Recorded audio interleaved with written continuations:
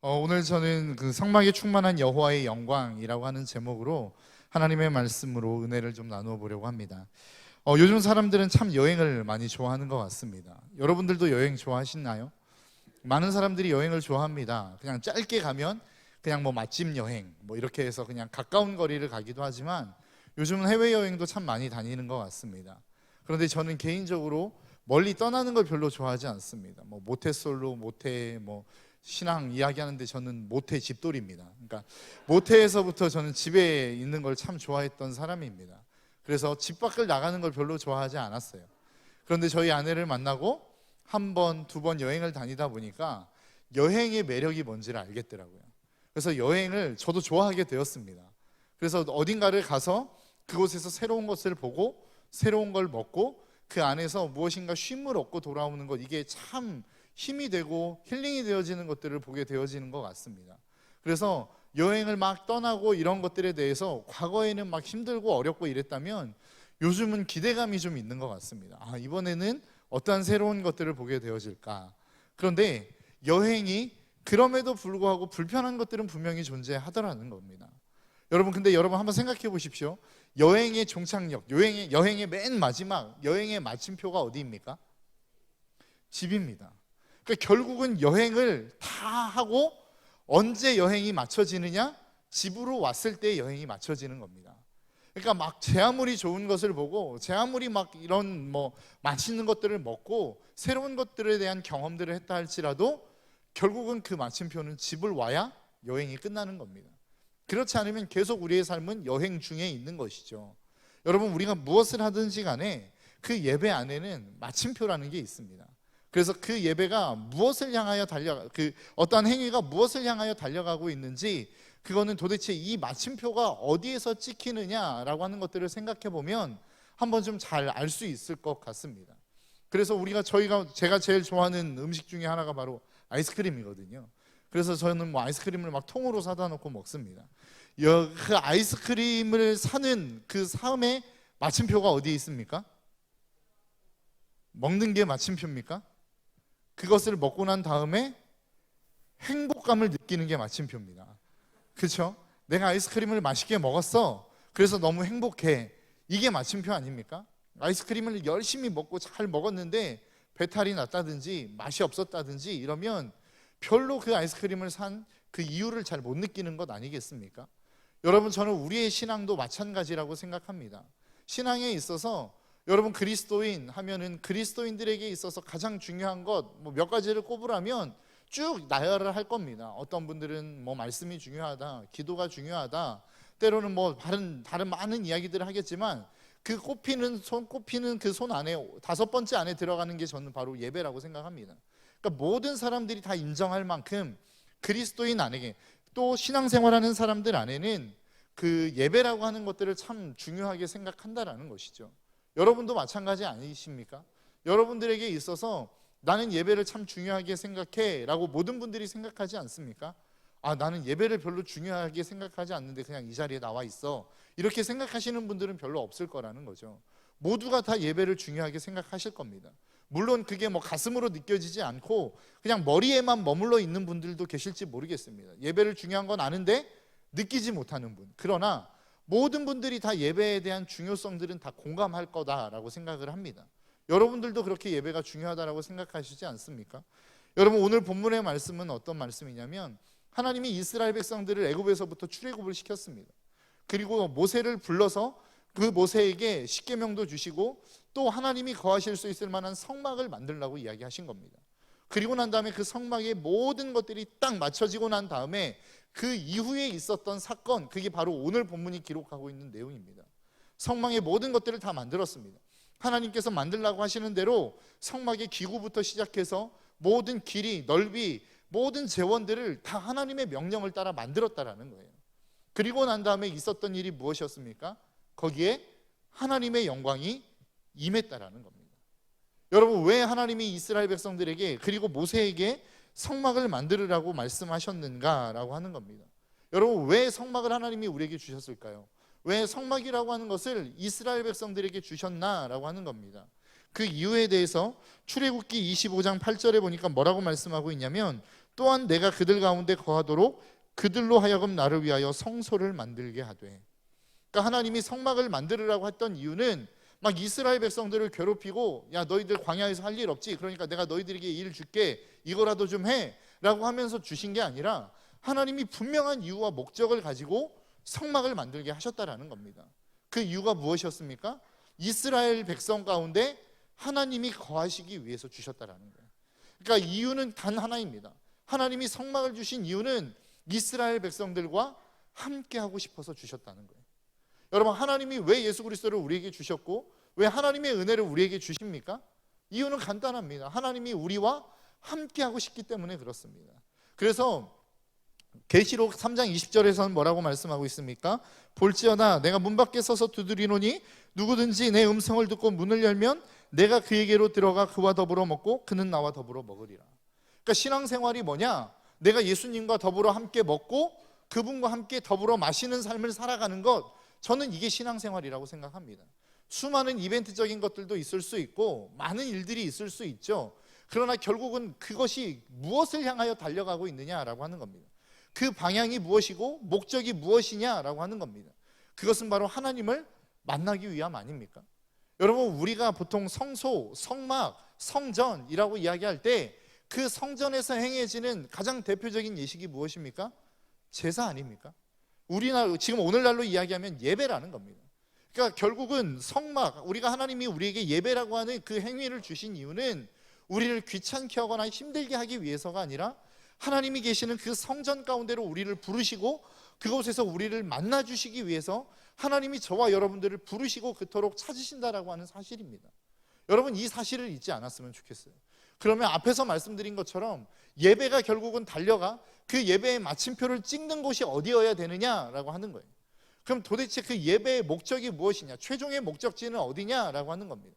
그것은 바로 하나님을 만나는 것입니다. 하나님과 교제하는 것입니다. 그 하나님을 만남으로 말미암아 내 안에 있는 상처와 아픔들이 치유되어질 뿐만 아니라 그럼 도대체 나는 무엇을 위하여 살아가야 되느냐에 대한 이 분명한 사명과 비전을 발견하는 곳, 저는 이곳이 예배라고 생각합니다. 그래서 우리가 예배가 중요한 것입니다. 단순하게 그냥 하나님의 비율을 맞춰야 되기 때문에 예배가 중요한 것이 아니고 단순히 일주일에 한 번 하나님이 안식일을 지켜라 라고 말씀하셨기 때문에 예배의 자리에 나오는 것이 중요한 게 아니에요. 여러분, 예배의 자리에 나왔으면 무엇 합니까? 무엇 하실 거예요? 예배의 자리에 나왔는데 내가 얻어가는 것이 아무것도 없다라고 생각한다면, 그냥 피곤만 가지고 돌아가는 거야 라고 생각한다면, 여러분, 이 예배가 여러분들의 인생 가운데 무슨 의미가 있느냐라고 하는 거예요. 하나님이 정말로 여러분들에게 피곤을 주시기 위해서 예배를 주셨냐라고 하는 겁니다.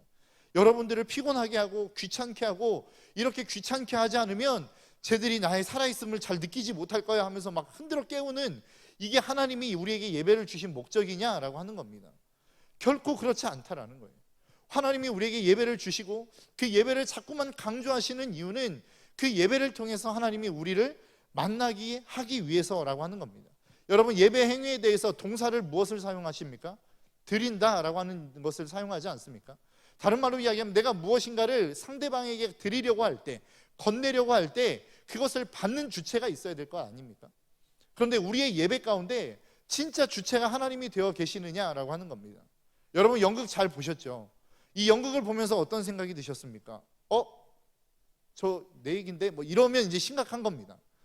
저 권사님 내 모습하고 좀 비슷하다 막 이러면서 이게 비슷하다 그러면 그게 제 모습이다라고 생각하면 지금 우리는 신앙생활에 심각한 문제가 생긴 거라고요. 왜요? 지금 오늘 나와 있는 모든 사람들의 내용이 무엇입니까? 그들이 예배를 드리고 있고 예배당에 있지만 그들이 예배를 드리는, 그 예배를 받으시는 주체를 까맣게 잊고 있다는 겁니다. 오늘날의 우리의 예배 속에서 우리가 예배를 드리고 있는 그 하나님, 예배를 받으실 대상, 그 대상이 우리의 삶 속에 지금 분명하게 확정되어 있느냐라고 하는 것들을 우리는 한번 생각해 볼 필요가 있어요. 여러분들이 예배를 드리고 있는 그 대상이 정확하십니까? 여러분들은 예배의 자리에 오면서 나는 누구를 향하여 예배를 드리고 있는가? 나는 지금 누구를 기쁘시게 하기 위하여 지금 이 예배의 자리에 나아가고 있는가? 이거에 대한 명확한 개념 정리가 여러분 가운데 있으시냐라고 하는 거예요. 예배는 우리의 스스로의 만족을 위해서 드리는 게 아닙니다. 어떤 분들은 그렇게 이야기합니다. 내가 예배를 드렸더니 마음이 평안해졌습니다. 그거는 결과일 뿐입니다. 하나님을 잘 섬기고 하나님을 만났을 때 오는 결과일 뿐이지 그게 목적은 아니라고요. 예배의 목적이 무엇입니까? 하나님을 만나고 그 하나님이 나를 회복시키시고 회복시키신 그 자리에서 하나님이 나를 지으신 목적을 따라 내가 살아가게끔 다시 한번 재결단하게 하는 것, 이게 예배의 목적 아닙니까? 그래서 예배를 드리고 나면 우리 안에 어떤 일들이 일어나야 되느냐, 내가 무엇을 위하여 살아가야 될지가 명확해져야 된다는 거예요. 왜요? 나를 부르시고 나를 만드신 그 하나님이 지금 이 시간 나를 만나주셨기 때문에, 그분과 함께 만남을 가졌기 때문에, 내 인생의 앞길을 아시는 그분이 나에게 그것들을 말씀하셨기 때문에 그렇다라는 겁니다. 그래서 예배의 유익이 무엇입니까? 내가 무엇을 위하여 살아가야 되는지, 어떻게 살아가야 되는지가 확고해지는 시간이 예배의 시간이라고요. 오늘 담임 목사님 말씀하셨듯이 예배에 대한 그 부르심, 그 부르심에 대한 확신을 가지고 살아가는 사람들이 어떤 삶을 살아가야 되는지를 말씀해 주시지 않았습니까? 그런데 그 말씀을 들으면서 여러분 어떤 생각이 드십니까? 딴 나라의 이야기야 라고 생각하고 있다면 우리는 지금 부르심을 잘못 받은 것이고 예배를 잘못 드리고 있는 거라고요. 왜요? 예배의 자리에서 하나님을 만난다라고 하는 의미는 내 인생에 대한 분명한 방향이 정해졌다라고 하는 의미이기 때문에 그렇습니다. 여러분, 그러면 왜 우리는 그 하나님을 만나지 못하고 있는가라고 하는 겁니다. 저는 태도의 문제를 이야기하고 싶습니다. 우리가 오늘 본문에서 성막을 봉헌하면서 그 성막을 만드는 모든 이스라엘 백성들 온 힘을 다하여 성막을 만들죠. 그리고 난 다음에 그 성막이 어떻게 만들어졌습니까? 하나님의 뜻을 따라, 다른 말로 이야기하면 하나님의 말씀을 따라 만들어졌다라는 겁니다. 여러분, 우리가 예배를 드릴 때에 내 마음, 내 생각, 내가 이렇게 하면 하나님이 기뻐하시겠지, 이 정도의 수준으로 예배하는 것은 예배가 아니라는 겁니다. 예배는 뭐예요? 하나님이 우리에게 명령하시고 분부하신 그 방식을 따라 드리는 것, 이게 예배라는 겁니다. 그런데 우리는 지금 그렇게 예배를 드리고 있느냐라고 하는 것이죠. 내 마음, 온 마음을 다하여 그 하나님을 예배하도록 우리의 마음을 하나님 앞에 올려드리고 그 하나님 앞에 내 생각을 정리하고 내가 좋지 않는 것들을 끊어버리고 하루 전 그리고 일주일의 삶 속에서 그 예배를 준비하는 가운데 정말로 오늘 하루의 예배를 위해서 나의 삶을 기쁨으로 준비하며 나아가고 있느냐라고 하는 겁니다. 제가 2015년에 베테랑이라고 하는 영화가 나왔었거든요. 그 영화를 보면서 아직까지도 제 머리에 지워지지 않는 한 장면이 있습니다. 그 내용이 무엇이냐면 유아인이라고 하는 그 당시에 그 영화의 주인공이 어디를 가냐면 주주총회를 갑니다. 주주총회를 가는데 그 주주총회 입구 앞에서 무엇을 나눠주냐면 기저귀를 나눠줘요. 왜 도대체 기저귀를 나눠주냐 물어보니까 그 회장님이 이야기하는데 화장실 간다고 일어나면 안 된다는 거예요. 그냥 기저귀 차고 거기다 싸버리라는 겁니다. 그래서 기저귀를 주는 거예요. 제가 그것을 보면서 무슨 생각을 했냐면 내가 하나님을 예배하는 내 자세가 이런가? 이런 생각을 한번 해본 적이 있습니다. 정말로 하나님 앞에서 예배하는 그 예배의 모습 속에서 내가 전심을 다하여 이 예배에 집중하기 위해서 내가 끊어야 될 것들, 이 예배에서 방해가 되어지는 요소들, 이것들을 내가 다 점검하고 정리하고 지금 예배의 자리로 들어오는가? 라고 하는 생각을 해봤다니까요. 여러분, 제가 처음 와서 딱 2주 만에 여러분들에게 부탁드린 게 있습니다. 그게 뭔지 혹시 기억나십니까? 예배 시간대, 예배가 시작하면, 찬양이 시작하면 여러분 절대 일어나서 다른 곳을 가시지 마십시오 라고 하는 부탁을 제가 한 적이 있습니다. 기억을 못 하시는 눈치네요, 그죠? 네, 감사합니다. 기억을 못 하셔야 또 이야기할 수 있으니까. 그런데 제가 한 가지 가능하다라고 했던 이야기가 있습니다. 그게 뭔지 기억하십니까? 설사는 괜찮습니다. 왜냐하면 설사는 주님도 못 막기 때문에 그렇습니다. 여러분, 그 외에 나머지는 다 우리가 준비할 수 있는 것들이에요. 이미 마실 물도 목마르면 마실 것도 이미 준비할 수 있고 화장실도 이미 가서 볼일을 보고 와서 예배에 집중할 수 있는 부분이라고요. 그런데 우리가 그런 식으로 예배를 드리고 있는가라고 하는 겁니다. 여러분, 대통령을 만나러 청와대에 가면 그 예전을 담당하는 사람이 모든 것을 다 설명한답니다. 대통령 앞에 가면 이러이러한 모습으로 앉아 있어야 됩니다. 그리고 절대로 이것은 안 되고 핸드폰을 만져서는 안 됩니다. 뭐 이런 규율들이 있대요. 그런데 우리가 예배를 드리는 가운데 하나님을 향하여 대하는 모습들이 그러한 모습들이 있는가라고 하는 겁니다. 그냥 우리 오늘 그 연극의 주제처럼 예배 한 건 잘 해치운 정도로 우리가 그냥 예배를 생각하고 있는 게 아닌가라고 하는 겁니다. 여러분, 예배는 하나님이 임재하시는 곳입니다. 그 하나님의 영광이 가득한 곳이어야 된다고요. 그래서 예배를 드리고 가면 성전인 내 안에 하나님의 영광으로 충만해져서 가는 게 맞는 거라고요. 그래야 세상에서 내가 그리스도인으로 살아가야 될 힘과 능력이 나에게 남아있기 때문에 그리스도인으로 살아갈 수 있는 모습들이 내 안에 생겨날 수 있는 것 아닙니까? 그런데 예배를 실패해버리면 어떤 일들이 일어납니까? 하나님의 영광이 내 안에 거하지 못하는 거예요. 그러니까 세상에서 수많은 어려움과 핍박이 올 때에 그것을 그리스도인으로서 견뎌낼 힘이 없는 겁니다. 그러니까 그 흐름에 휩쓸려 가버리는 거라고요. 여러분, 왜 예배가 중요해요?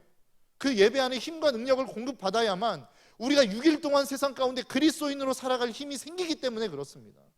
그래서 예배는 반드시 성공해야 되고 그 예배 안에서 하나님의 영광으로 충만해져서 돌아가야 내가 세상에서 승리할 수 있는 힘이 생기는 거예요. 그런데 우리 안에 그 예배가 있습니까? 우리 안에 그 예배의 모습이 있습니까? 여러분, 예배를 마치고 돌아갈 때 여러분들의 얼굴이 정말로 밝아져서 돌아가십니까? 아, 정말로 하나님이 나를 만나주셨어.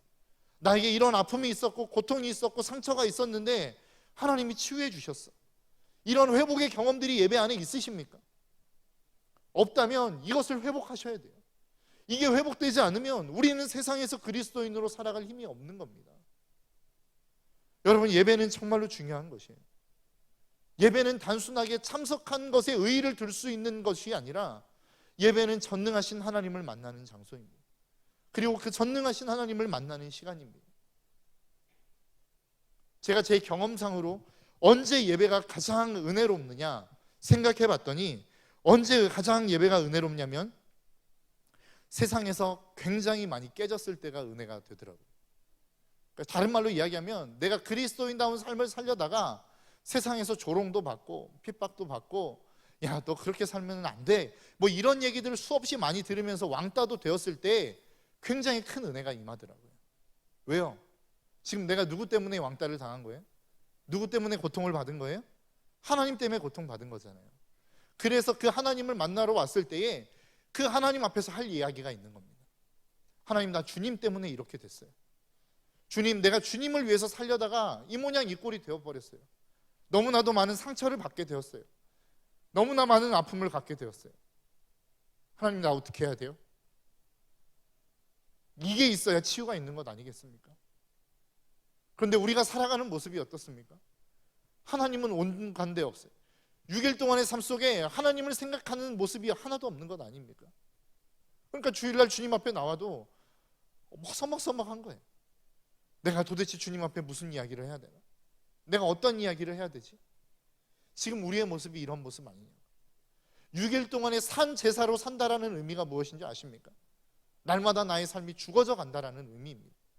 내 마음대로 사는 삶이 아니라 주님의 뜻대로 살아가는 삶, 이게 산 제사로서의 삶을 살아가다가 주일날 예배에 오니까 너무나도 힘든 거예요.